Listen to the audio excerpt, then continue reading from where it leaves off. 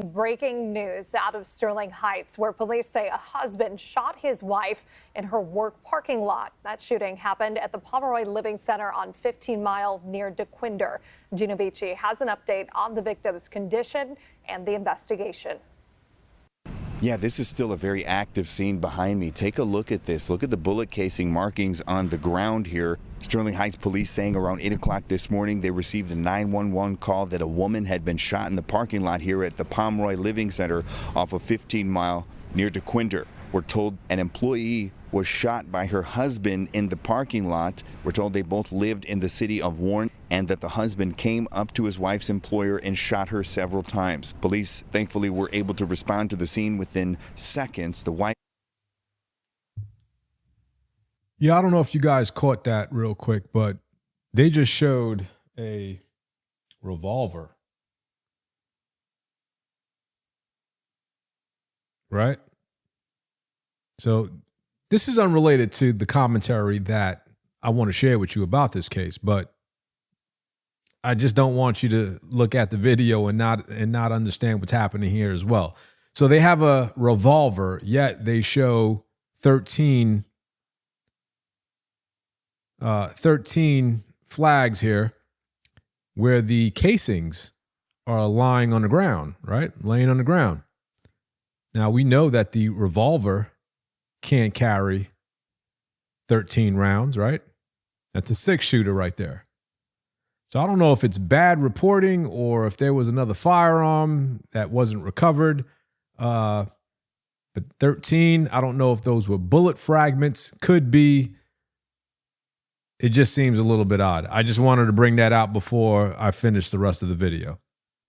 Respond to the scene within seconds. The wife was rushed to a nearby hospital where she is still alive. Police encountered the husband, who was armed with a revolver, and were able to take him into custody. Here is Captain Mario Bastianelli talking about the moment officers encountered the gunman. Like I said, our officers were here, very quickly. So, which makes all the difference in the world of somebody with a gun and they're actively shooting at people. So this happened to be a targeted incident because it was a domestic situation. But you never know how these things are going to transpire, right? All right. So here's the story. And this is the chatter that's currently going on social media surrounding this case right here. So we know, according to the news, that this guy was from Detroit and he's from the Sterling Heights section of Detroit. And he obviously tried to unalive his wife, right? That's the headline that the media wants you to remember, right? But here's what they're not telling you about this case. Or let me just say this, what they don't want to confirm right now. The rumor is this. Allegedly, this man just found out that the 3 children he's been raising with his wife aren't his.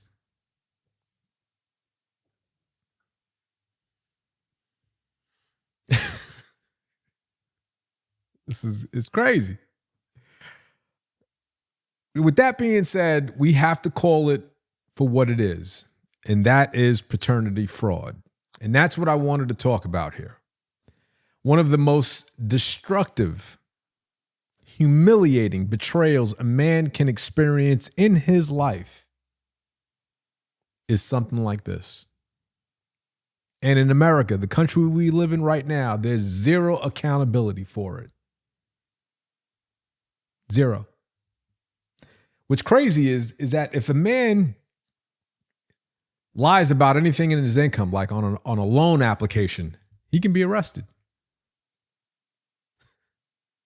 Obviously, if he lies on his taxes, he could definitely be arrested.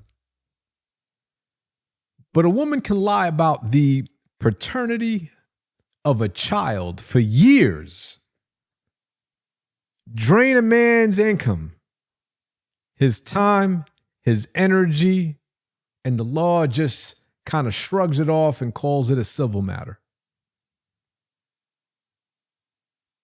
Now, they won't make it a criminal case because they know that the public would see why some men like this snap.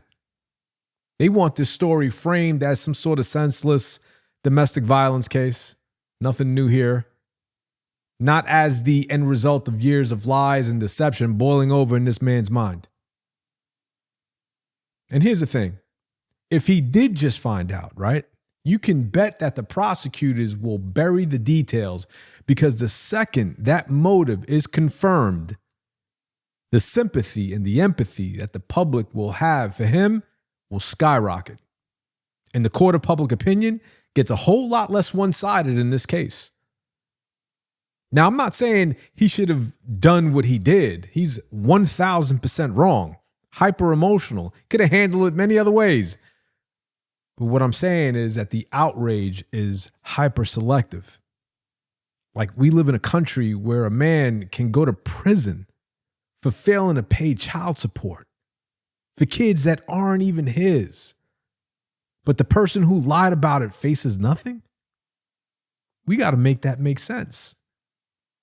That's a system that's built and designed to protect the lie. And until paternity fraud is treated like the A1 felony it should be, more of these incidents will continue to occur.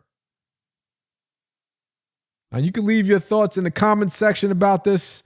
I'll be following it up with another video to see what's going on with the whole, paternity thing. Because like I said, allegedly online surrounding this case is that he found out those 3 kids weren't his.